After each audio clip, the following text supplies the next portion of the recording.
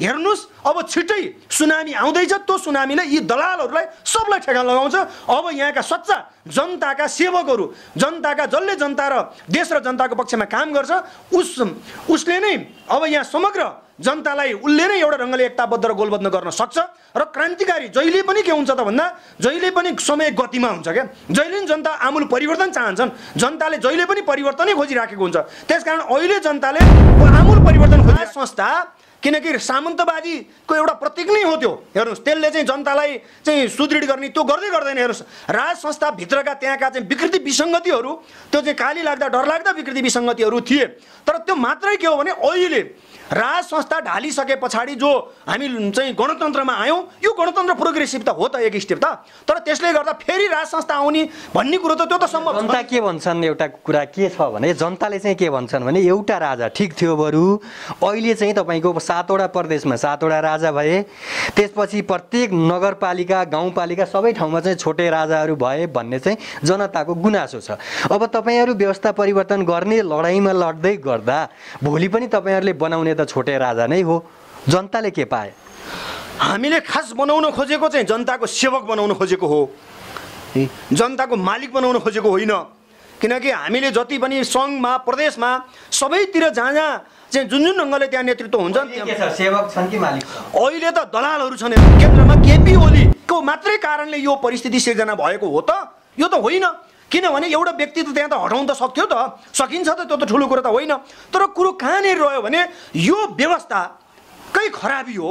ती पात्रहरू भनेका त ती चाहिँ व्यवस्था, यो व्यवस्थामा जुन खालका ती पात्रहरू छन् ती त एउटा गोटी मात्रै हुन्। तर समस्या व्यवस्थाको हो।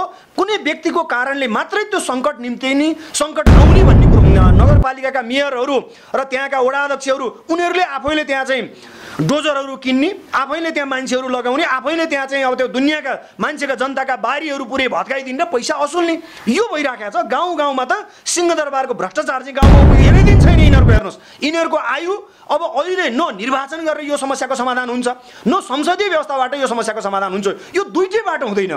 त्यस कारणले गर्दाखेरि यो संसद पुनर्स्थापना भएर पनि यहाँ हुनेवाला केही पनि छैन। यहाँ तिनै लुटेर खानेहरूलाई लुट्न पाउँछन् 2-4 जनाले, यति मात्रै हो। र निर्वाचन गराउने जो कुरा छ यो हुनेवाला निर्वाचन पनि होइन। निर्वाचन गरेर समस्या समाधान हुँदैन। कुनै शिक्षाको कुरा गर्ने हो भने शिक्षा र स्वास्थ्य दलाल माफियाहरूको कब्जामा छ। आज तपाईँ बिरामी हुनुभयो, म बिरामी भएँ र कोही बिरामी पर्यो भनेदेखि चाहिँ आज उसँग पैसा छैन भने मर्नुको अर्को विकल्प पनि केही पनि छैन। जसले चाहिँ जोसँग पैसा छ उसले उपचार गर्न सक्ने भयो, त्योभन्दा बाहेक कमजोर मान्छेको उपचारै नहुने भयो। र केपी ओली, प्रचण्ड, माधव नेपालहरू कम्युनिस्ट हुन् त? तपाईँको म तपाईँलाई एउटा उदाहरण दिन्छु। अब बन्द गरे अस्ति र प्रचण्ड साटो बाटो आउँदाखेरि गाडी चढेर आउनुपर्ने, अब जनतालाई चाहिँ बन्द हुने, नेताहरू चाहिँ अब उनीहरू पजेरो गाडीमा उनीहरू चढेर आउनुपर्ने। केपी ओली र प्रचण्डहरूले आफूले स्रोत र साधन लुटेर खानको निम्ति उनीहरूले हामीले एकता गऱ्यौँ, सबै कम्युनिस्टहरूको एकता गऱ्यौँ र अब कोही पनि बाहिर कम्युनिस्टहरू छैनन्। र जेट विमान चलाउनको लागि हामी 2टा पाइलट हामी खडा छौँ भनेर जसरी उनीहरूले एउटा भ्रम सिर्जना गरेका थिए। र जनताहरूलाई गुमराहमा राख्नको लागि जो खालको उनीहरूको हिजोको त्यो षड्यन्त्र, उनीहरूका त्यस्ता ती तानाबाना जुन ढङ्गले जनताका बिचमा भ्रमहरू सिर्जना गराइएका थिए, तर त्यो भ्रम अहिले साफ भएको छ। हाम्रो पार्टी नेपाल कम्युनिस्ट पार्टी क्रान्तिकारी माओवादी, मोहन वैद्यले नेतृत्व गरेको क्रान्तिकारी माओवादी पार्टी, त्यसै गरी विप्लवले नेतृत्व गरेको नेपाल कम्युनिस्ट पार्टी, ऋषि कट्टेलले नेतृत्व गरेको नेपाल कम्युनिस्ट पार्टी, आउतीले नेतृत्व गरेको वैज्ञानिक समाजवादी कम्युनिस्ट पार्टी, यो 4वटा पार्टीको संयुक्त मोर्चा घोषणा सभा कार्यक्रम पर्सि 29 गते यही प्रज्ञा भवनबाट काठमाडौँबाट हामीले गर्नुपर्छ। तर यहाँ विडम्बना, जनता चाहिँ जहिले पनि जवाबदेही भइदिनु पर्ने, तर राज्य जनताप्रति जवाबदेही हुनु नपर्ने।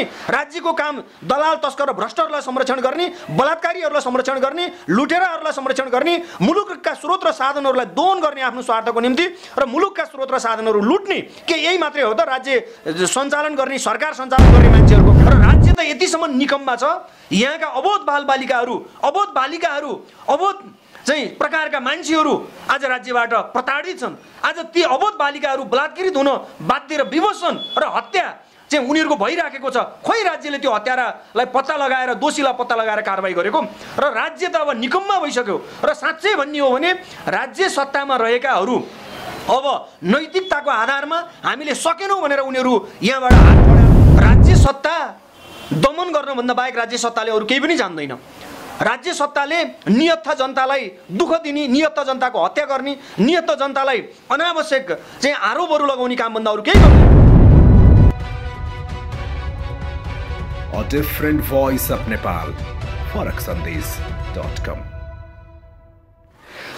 दर्शकबिन नमस्कार। फरक सन्देश जलजला टिभीको साथमा म छु महेन्द्र पोखरेल र यतिखेर हामी अनेरा सबियो क्रान्तिकारीको केन्द्रीय कार्यालय बागबजारमा आइपुगेका छौँ र हामीसँग क्रान्तिकारीकै अध्यक्ष हरिकृष्ण गजुरेलजी हुनुहुन्छ र उहाँसँग केही कुराकानीहरू र पछिल्लो राजनीतिक विषयका बारेमा केही कुरा उहाँसँग हुनेछ। हरिकृष्णजी, यहाँलाई स्वागत छ।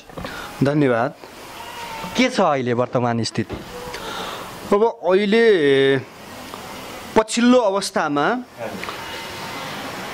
प्रधानमन्त्री केपी ओलीले प्रतिनिधि सभा विघटन गरिसके पछाडि एउटा पंक्ति प्रतिनिधि सभा विघटन गर्नु ठिक र अर्को पंक्ति प्रचण्ड र माधव नेपालहरू प्रतिनिधि सभा विघटन गर्नु गलत भयो र यो संसद पुनर्स्थापना गर्नुपर्छ भनेर जसरी अगाडि बढिराखेका छन् र त्यसो हुँदा हामी नेपाल कम्युनिस्ट पार्टी क्रान्तिकारी माओवादी र अखिल क्रान्तिकारीले यो अहिलेको वर्तमान सङ्कट न त निर्वाचनबाट यो समाधान हुन्छ न त संसद पुनर्स्थापनाबाट समाधान हुन्छ।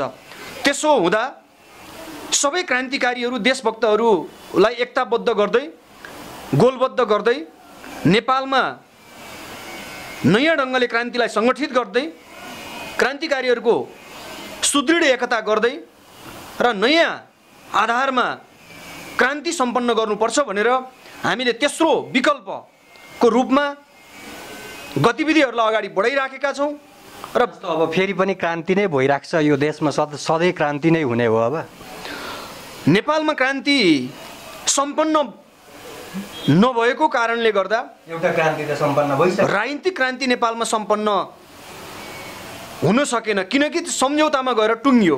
जस्तो अब तपाईँहरूले गर्ने क्रान्ति चाहिँ कस्तो? अब फेरि पनि त्यही मर्ने मराउने खालको क्रान्ति हो कि छुट्टै केही क्रान्ति छ तपाईँहरूले? अब हामी खास गरी हामीले भन्दा पनि जसले सरकारको नेतृत्व गरिराखेको छ, जसले राज्य सञ्चालन गरिराखेको छ, उनीहरूले नै सबैभन्दा बढी जनतालाई दुःख दिने, जनतालाई मार्ने, षड्यन्त्र गर्ने र मुलुकको सबै स्रोत र साधनहरूलाई कब्जा गर्ने, राष्ट्रियता, जनतन्त्र, जनजीविकाको सुनिश्चितता भन्दा पनि आफ्नो लुटको स्वर्गलाई संरक्षण गर्नको लागि भन्दा अरू कुनै पनि गतिविधि गरेको देखिँदैन र राजनीतिक क्रान्ति सम्पन्न भएकै छैन। र त्यसो हुँदाखेरि यो जति पनि गतिविधिहरू जनतालाई दुःख दिने, जनतालाई मार्ने, मराउने गतिविधि यो हाम्रो पक्षबाट या क्रान्तिकारीहरूको पक्षबाट भएको होइन, यो राज्यकै पक्षबाट, सरकारकै पक्षबाट हुँदै आइराखेको विगतदेखिकै चाहिँ यो हुँदै आइराखेको एउटा दृष्टान्त छ। र त्यसो हुँदाखेरि नेपालमा राजनीतिक क्रान्ति कम्प्लिट नभएको कारणले यो राजनीतिक क्रान्तिलाई कम्प्लिट गर्नुपर्छ भनेर हामी दृढताका साथ अगाडि बढिराखेका छौँ। अब कसरी हुन्छ त्यो कम्प्लिट चाहिँ कसरी गर्नुहुन्छ तपाईँहरूले? अहिले हामीले सशस्त्र जनविद्रोह मार्फत आम जनताको विद्रोहबाट वर्तमान प्रतिक्रियावादी राज्य व्यवस्थालाई ध्वंस गर्नुपर्छ र जनताको राज्य व्यवस्था स्थापित गर्नुपर्छ। र फेरि पनि मर्ने मराउने नै काम हुने भयो सशस्त्र विद्रोह भनेपछि, होइन? हामी त्यो चाहँदैनौँ। तर यो राज्य सत्ता के गर्दैछ भने अहिले तपाईँ हामीले देखिराखेका छौँ, भोगिराखेका छौँ। राज्य सत्ता दमन गर्नुभन्दा बाहेक राज्य सत्ताले अरू केही पनि जान्दैन। राज्य सत्ताले नियत जनतालाई दुःख दिने, नियत जनताको हत्या गर्ने, नियत जनतालाई अनावश्यक चाहिँ आरोपहरू लगाउने कामभन्दा अरू केही गर्दैन। अहिले अबोध यही अस्ति मात्रै पनि भागीरथी भट्टको बलात्कार पछाडि हत्या भएको छ र त्यसै गरी निर्मला पन्तहरूको बलात्कार पछाडि हत्या भयो र तर उनीहरूको खोइ त ती दोषीहरूको पत्ता लगाउन सकेको, खोइ त यो चाहिँ राज्यमा चाहिँ सरकार भएको अनुभूति नेपाली जनताले गर्न पाएको, जनताको जीवधनको सुरक्षा खोइ राज्यले गर्न सकेको। र राज्य त यतिसम्म निकममा छ, यहाँका अबोध बालबालिकाहरू, अबोध चाहिँ प्रकारका मान्छेहरू आज राज्यबाट प्रताडित छन्। आज ती अबोध बालिकाहरू बलात्कृत हुन बाध्य र विवश छन् र हत्या चाहिँ उनीहरूको भइराखेको छ। खोइ राज्यले त्यो हत्यारालाई पत्ता लगाएर दोषीलाई पत्ता लगाएर कारबाही गरेको र राज्य त अब निकम्मा भइसक्यो। र साँच्चै भन्ने हो भने राज्य सत्तामा रहेकाहरू अब नैतिकताको आधारमा हामीले सकेनौँ भनेर उनीहरू यहाँबाट हात ठडाएर उनीहरू बाहिरिनु पर्ने। विकल्प के त सर? अब यी त भए अहिलेका घटनाक्रम, अबको विकल्प चाहिँ के? तपाईँहरू के चाहनुहुन्छ? तपाईँहरूले के गर्नुहुन्छ? र यो शासन पद्धति, यो शासन व्यवस्थाका बारेमा जतिसुकै पनि नकारात्मक कुराहरू गरिराख्दा पनि हामीलाई चाहिने त यही हो फेरि। र जबसम्म तपाईँहरू पनि शासन सत्तामा पुग्नुहुन्न तबसम्म तपाईँहरूले पनि दिने भाषण मात्रै हो। अब भोलि तपाईँहरू पनि शासन सत्तामा पुग्नुभयो भने तपाईँहरूको पनि विगत त्यही नहोला भन्न त सकिँदैन। हामीले अहिले के भनेका छौँ भने अहिलेको राज्य सत्ता जुन ढङ्गले चलिराखेको छ, यो जुन व्यवस्था छ, यो व्यवस्थाको विकल्प, सरकारको विकल्प के त सरकार भनेर हामीले भनिराखेका छौँ। अहिलेको जुन खालको व्यवस्था छ, संसदीय व्यवस्था छ, संसदीय व्यवस्थाको विकल्प सङ्घीय जनगणतन्त्र भनेर हामीले भनिराखेका छौँ। र यसले मात्रै यो समस्याको समाधान गर्छ। र त्यसै गरी अहिलेको सरकार जुन छ, यो सरकारको विकल्प दिनुपर्छ। अहिलेको जो संसदीय व्यवस्थाबाट बनेको सरकार हो र अब हामीले यो सरकारले यो मुलुक र जनताको पक्षमा काम गर्न नसकिसके पछाडि यसको विकल्प भनेको संयुक्त वैकल्पिक सरकार दिनुपर्छ। र क्रान्तिकारीहरूको सुदृढ चाहिँ सबै क्रान्तिकारीहरू देशभक्तहरूको गोलबद्ध भएर सबैको त्यहाँ हिस्सा चाहिँ समावेश भएको र सबैले सरकार भएको अनुभूति गर्न पाउने 3 करोड नेपाली जनताले पूर्व मेचीदेखि पश्चिम महाकालीसम्म, हिमालदेखि तराई मधेससम्मका र विदेशमा रहेका सबै नेपाली दाजुभाइ दिदीबहिनीहरू र सबैले सरकार भएको अनुभूति गर्न पाउने वातावरण सिर्जना गर्नुपर्छ। र त्यसको लागि अहिले मुठ्ठीभरका केही मान्छेहरूले लुटिराखेका छन्, भ्रष्टाचार गरिराखेका छन्, दलाली गरिराखेका छन्, तस्करी गरिराखेका छन्। यसको अन्त्य गर्नुपर्छ ताकि यो राज्य हाम्रो पनि राज्य हो भन्ने सबैले त्यो गर्व गर्ने त्यो वातावरण तयार गर्न सक्नुपर्छ। र त्यो गर्न यदि सक्यौँ भने मात्रै आम जनताको राज्यप्रतिको उनीहरू पनि जवाफदेही हुन्छन्। तर यहाँ विडम्बना, जनता चाहिँ जहिले पनि जवाफदेही भइदिनु पर्ने तर राज्य जनताप्रति जवाफदेही हुनु नपर्ने। राज्यको काम दलाल तस्कर र भ्रष्टहरूलाई संरक्षण गर्ने, बलात्कारीहरूलाई संरक्षण गर्ने, लुटेराहरूलाई संरक्षण गर्ने, मुलुकका स्रोत र साधनहरूलाई दोहन गर्ने आफ्नो स्वार्थको निम्ति र मुलुकका स्रोत र साधनहरू लुट्ने के यही मात्रै हो त राज्य सञ्चालन गर्ने, सरकार सञ्चालन गर्ने मान्छेहरूको काम?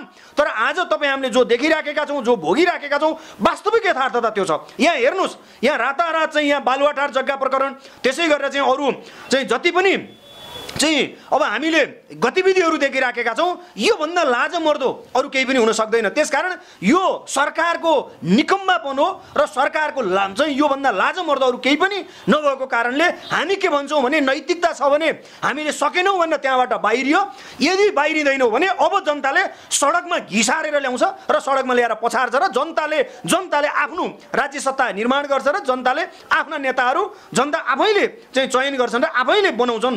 त्यसकारण ले गर्दाखेरि हामी के भन्छौँ भने अब यो मुलुकमा विकल्प, अहिलेको व्यवस्थाको विकल्प, सरकारको विकल्प हामी दिन तयार छौँ र हामी दिन्छौँ। सबै क्रान्तिकारीहरूलाई एकताबद्ध र ध्रुवीकरण गर्दै गोलबद्ध गर्दै र अब हामीले यो मुलुकमा नयाँ वातावरण हामी तयार गर्छौँ र साँच्चै यो मुलुक यस्तो सुन्दर मुलुकमा सबै नेपाली जनताहरूले, सबै दाजुभाइ दिदीबहिनीहरूले आफ्नो हक अधिकार सुनिश्चित भएको अनुभूति गर्न पाउने त्यो परिस्थिति निर्माण गर्छौँ र हामी त्यही निर्माण गर्नको लागि हामी दृढताका साथ अगाडि बढिराखेका छौँ। अहिले जस्तो 4वटा यी क्रान्तिकारी कम्युनिस्ट पार्टीहरू छन्, तिनीहरूको मोर्चाबन्दी बन्दैछ भोलि सायद, होइन? त्यसमा चाहिँ विप्लव नेतृत्व पनि भोलि नै एकता हुन्छ, पर्सि हुँदैछ भनेपछि अब तपाईँहरूलाई पनि प्रशासनले खेद्ने भयो, खेद्दैन? अब हामीले पर्सि 29 गते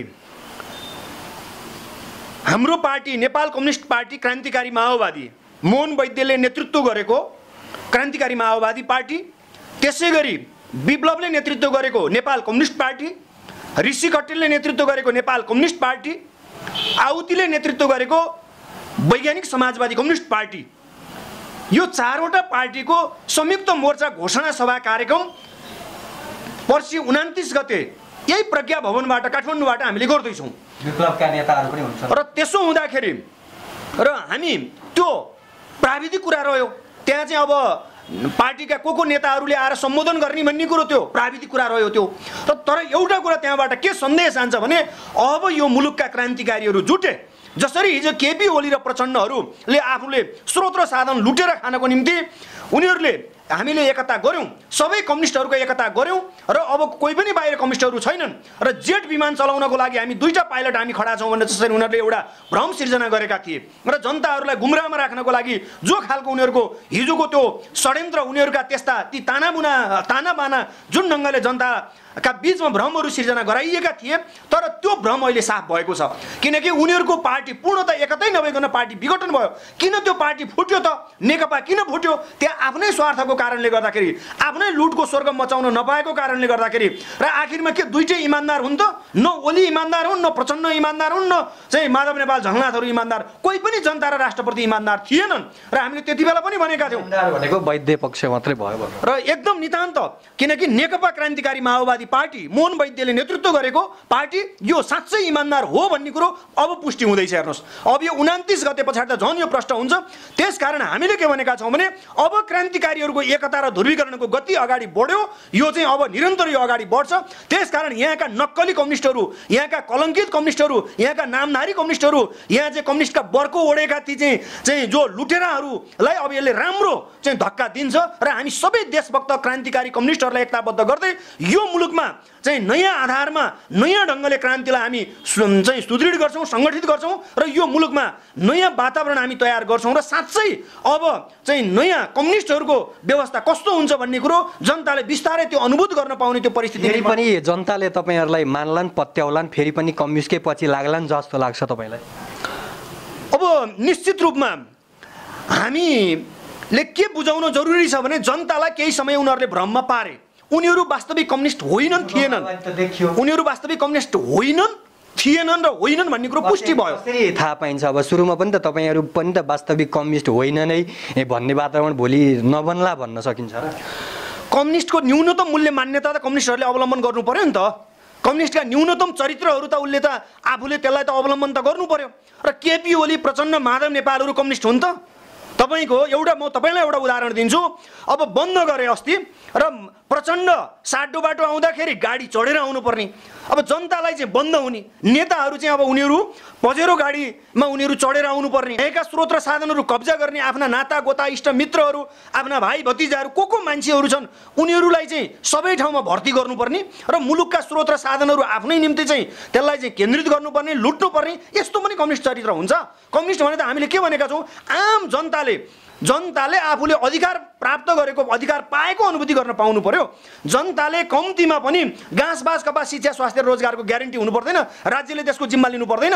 र अहिले शिक्षाको कुरा गर्ने हो भने शिक्षा र स्वास्थ्य दलाल माफियाहरूको कब्जामा छ। आज तपाईँ बिरामी हुनुभयो, म बिरामी भएँ र कोही बिरामी पर्यो भनेदेखि चाहिँ आज उसँग पैसा छैन भने ऊ मर्नुको अर्को विकल्प केही पनि छैन। जसले चाहिँ जोसँग पैसा छ उसले उपचार गर्न सक्ने भयो, त्योभन्दा बाहेक कमजोर मान्छेको उपचारै नहुने भयो। हेर्नुहोस् चाहिँ कोभिड-19कै सन्दर्भमा, कोभिड-19मा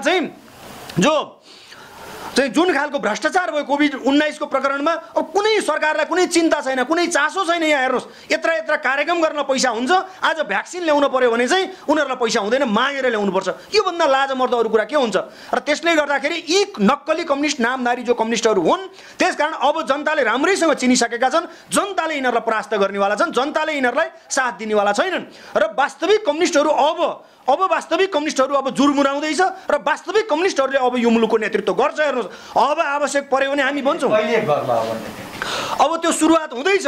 हामीले सबै क्रान्तिकारी कम्युनिस्टहरूलाई एकताबद्ध र ध्रुवीकरण गर्दै त्यो गति हामीले अगाडि बढाउँदैछौँ। त्यो पर्सिबाट सुरु हुन्छ। हामीले 29 गते 4वटा पार्टी बीचको संयुक्त मोर्चा घोषणा सभा कार्यक्रम पनि त्यसको सुरुवात हो। त्यसो भएको कारणले गर्दा हामीले भनेका छौँ यो व्यवस्थाको विकल्प दिनुपर्छ, अहिलेको चाहिँ सरकारको विकल्प दिनुपर्छ भनेर हामीले भनिराखेका छौँ। र यो चाहिँ समग्र रूपमा त्यसको नेतृत्व अब हामीले गर्छौँ, कम्युनिस्ट क्रान्तिकारीहरूले नै गर्ने हुन्छ र हामी त्यसको लागि हामी तयार छौँ।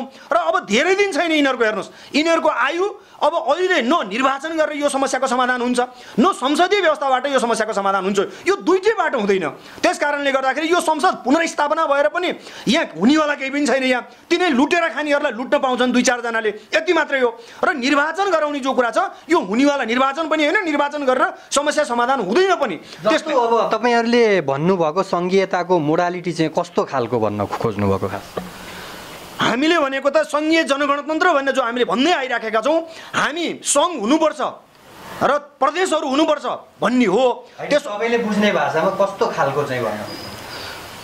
अब हामीले के भनेका छौँ भने अहिले जो खालको प्रदेश छ, खास गरी त्यो प्रदेशहरू बनाउँदाखेरि कमसेकम त्यहाँको पहिचानको आधारमा, सामर्थ्यको आधारमा र त्यहाँको चाहिँ अब उसको एउटा स्वत्वको आधारमा एउटा पहिचान चाहिँ हामीले त्यहाँ स्थापित गर्न सक्नुपर्छ भन्ने कुरा हो। र हामीले चाहिँ जो संहितामा हामीले सङ्घीय जनगणतन्त्र भनेर जो हामीले भनिराखेका छौँ, विगतदेखि हामीले जसको लागि हामीले सङ्घर्ष गऱ्यौँ, आन्दोलन गऱ्यौँ र जुन ढङ्गले चाहिँ 10 वर्षको महान जनयुद्ध भयो जसको लागि, त्यसो हुँदाखेरि हामीले के भन्यो भने तर यो सङ्घ जो प्रदेशहरू बन्छन्, तर यो प्रदेशहरूमा पनि आखिरमा तिनै चाहिँ ठुला ठालाहरूका, तिनै दलाल तस्कर र भ्रष्टहरूको र तिनै चाहिँ जो ठेकदारहरू छन् जसले मुलुकलाई लुट्छन्, खास गरी चाहिँ तिनै मान्छेहरूको चाहिँ त्यहाँ हालिमुहाली हुने र त्यसो हुँदाखेरि माफियाहरूको हालिमुहाली हुने यहाँ। र यसले गर्दा हामी के भन्छौँ भने त्यो उत्पीडित जाति, क्षेत्र, लिङ्ग, समुदाय उसको अधिकार स्थापित भएको र उसको प्रतिनिधित्व हुनुपर्छ, समानुपातिक समावेशी प्रतिनिधित्व हुनुपर्छ, त्यहाँ सबैको आफ्नो स्वत्व हुनुपर्छ, आफ्नो सबैको त्यहाँ चाहिँ आफ्नो आइडेन्टिटी हुनुपर्छ र सबैलाई त्यहाँ समावेश गरिएको हुनुपर्छ भन्ने नै हाम्रो कुरा हो। त्यसको हुँदाखेरि उसलाई आत्मस्वाभिमान हुनु पर्यो, आत्मसम्मान हुनु पर्यो, त्यहाँ पहिचान हुनु पर्यो। त्यहाँ पहिचान बेगर त त्यहाँ उसलाई आत्मसम्मान र आत्मस्वाभिमान त हुँदैन। त्यसले गर्दा पहिचान सहितको संहिता भनेर हामीले भन्दै आएको कुरा हो। र हामीले संहिता चाहिँ चाहिन्छ नै भन्ने तपाईँको संहिता चाहिन्छ, किनकि संहिताले मुलुकलाई त्यसले नराम्रो बनाउँदैन। संहिताले राम्रो अधिकार विन्यास गर्ने कुरा न हो, केन्द्रीकरण अधिकारलाई त्यसलाई विकेन्द्रित गर्ने कुरा हो। अधिकार विकेन्द्रित गर्नु, जनतालाई अधिकार दिने कुरा त नराम्रो कुरा त भएन नि त। अधिकारलाई गाउँ बस्तीसम्म पुर्याउने। तर यहाँ विडम्बना के भइदियो भने यहाँ भन्नलाई सिंहदरबारको अधिकार गाउँ गाउँ भनियो, तर वास्तविकता के भने सिंहदरबारको भ्रष्टाचार चाहिँ गाउँ गाउँ पुग्यो क्या। आज चाहिँ तिनै गाउँपालिकाका अध्यक्षहरू चाहिँ नगरपालिकाका मेयरहरू र त्यहाँका वडा अध्यक्षहरू उनीहरूले आफैले त्यहाँ चाहिँ डोजरहरू किन्ने, आफैले त्यहाँ मान्छेहरू लगाउने, आफैले त्यहाँ चाहिँ अब त्यो दुनियाँका मान्छेका जनताका बारीहरू पुरै भत्काइदिने र पैसा असुल्ने यो भइराखेको छ। गाउँ गाउँमा त सिंहदरबारको भ्रष्टाचार चाहिँ गाउँ गाउँ पुगिराखेको छ। पनि हुने त त्यही त हो नि सर। होइन, हामीले के भन्यौँ भने यो समस्या के को हो त? अब हामीले यो खोतल्न जरुरी। यो समस्या व्यक्तिको कारणले मात्रै यो समस्या आएको हो त? यहाँ एउटा गम्भीर प्रश्न छ। यो व्यक्तिको कारणले मात्रै यो समस्या आएको होइन, यो समस्या व्यवस्थाको कारणले हो। त्यसले गर्दा अहिलेको व्यवस्थाको विकल्प नयाँ व्यवस्था दिनुपर्छ भनेर हामी लागिराखेका छौँ। र अहिले जो चाहिँ जुन खालको यही केन्द्रमा केपी ओलीको मात्रै कारणले यो परिस्थिति सिर्जना भएको हो त? यो त होइन। किनभने एउटा व्यक्ति त त्यहाँ त हटाउन त सक्थ्यो त, सकिन्छ त, त्यो त ठुलो कुरो त होइन।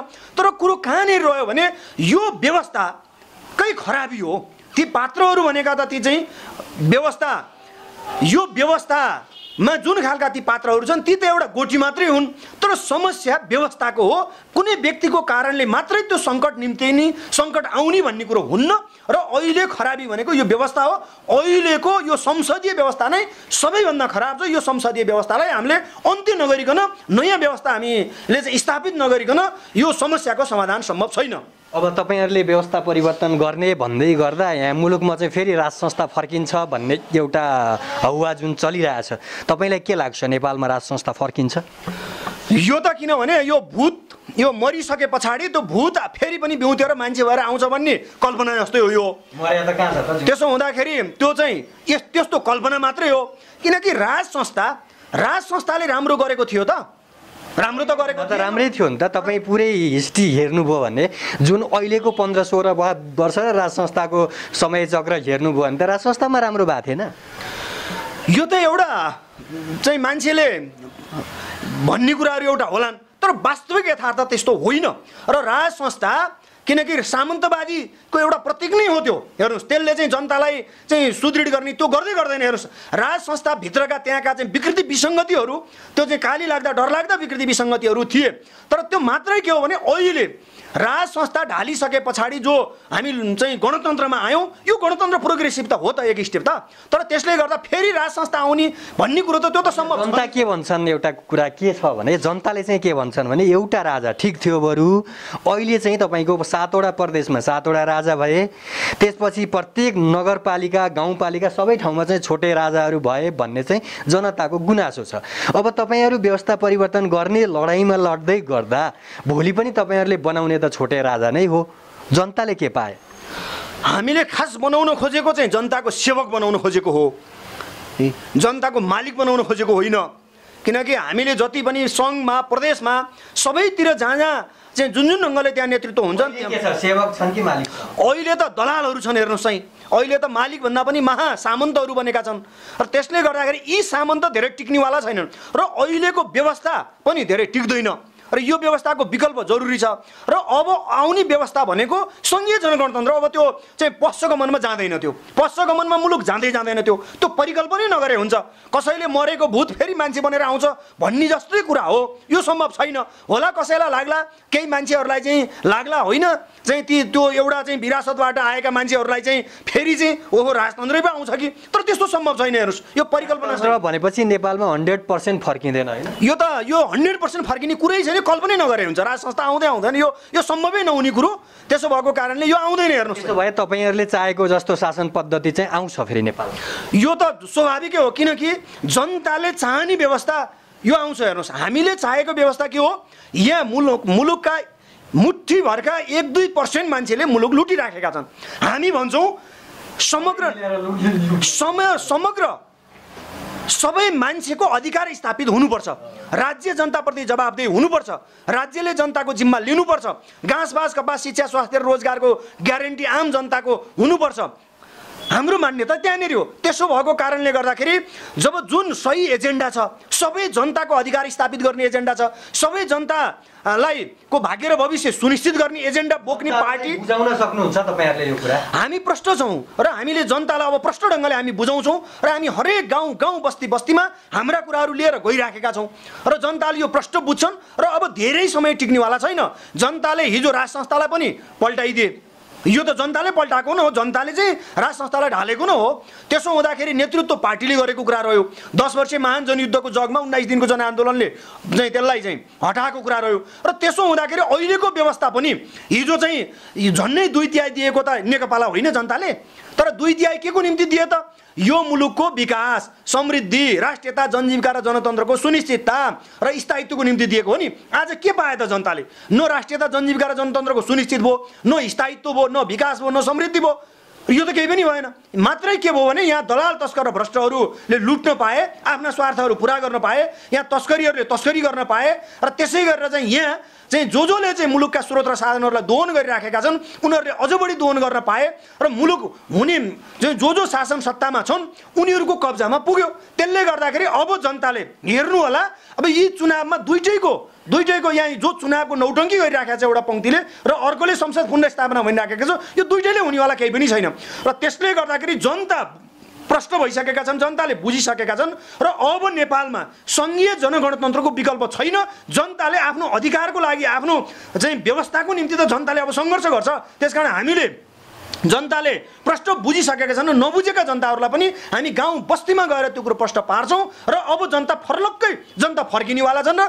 जनताले यिनीहरूलाई हेर्नुहोस् खेद्नेवाला छन् यी केपी ओलीहरू प्रचण्ड माधव नेपाल झलनाथहरू यी शेरबहादुरहरूलाई ल्याएर सडकमा पछार्छन् के गरे त जनताको पक्षमा केही त गरेनन् र केवल गर्न त गरे भ्रष्टाचारी गरे तस्करी गरे दलाली गरे र यही गरे होइनन् योभन्दा अरू के गरे जनताको पक्षमा र यसले गर्दाखेरि हेर्नुहोस् अब छिट्टै सुनामी आउँदैछ त्यो सुनामीले यी दलालहरूलाई सबलाई ठेगान लगाउँछ अब यहाँका सच्चा जनताका सेवकहरू जनताका जसले जनता र देश र जनताको पक्षमा काम गर्छ उसले नै अब यहाँ समग्र जनतालाई उसले नै एउटा ढङ्गले एकताबद्ध र गोलबद्ध गर्न सक्छ र क्रान्तिकारी जहिले पनि के हुन्छ त भन्दा जहिले पनि समय गतिमा हुन्छ क्या जहिले पनि जनता आमूल परिवर्तन चाहन्छन् जनताले जहिले पनि परिवर्तनै खोजिराखेको हुन्छ त्यसकारण अहिले जनताले आमूल परिवर्तन खोजिराखेका छन् अहिले हेर्नुहोस् परिस्थिति आन्दोलित हुँदै गइराखेका छ जनताले आन्दोलन खोजिराखेका छन् जनताले आमूल परिवर्तन खोजेका छन् अधिकार खोजेका छन् यहाँ त केही पनि पाएनन् यहाँ त पाउन त पाए तर के पाए त भन्दाखेरि महँगी पाए भ्रष्टाचारी पाए सबै यस्तै पाए हेर्नुहोस् है र त्यसले गर्दाखेरि यी देशद्रोहीहरू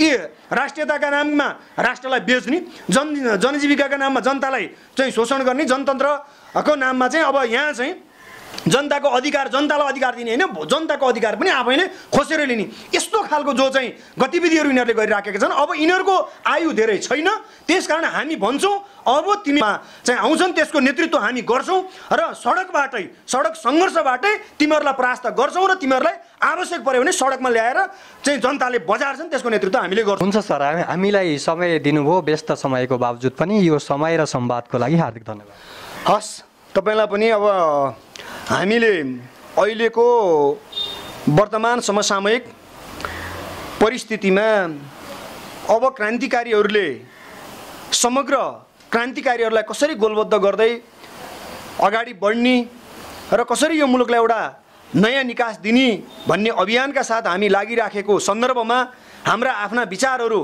आम आदरणीय दाजुभाइ तथा दिदीबहिनीहरू र स्वदेश र विदेशमा रहनुभएका सबै चाहिँ तमाम चाहिँ आदरणीय दाजुभाइ तथा दिदीबहिनीहरू समक्ष हाम्रो विचारलाई त्यहाँ पुर्याउने जो काम गर्नुभयो त्यसको लागि म तपाईहरुलाई पनि म हार्दिक धन्यवाद भन्न चाहन्छु। धन्यवाद। A different voice of Nepal. FarakSandesh.com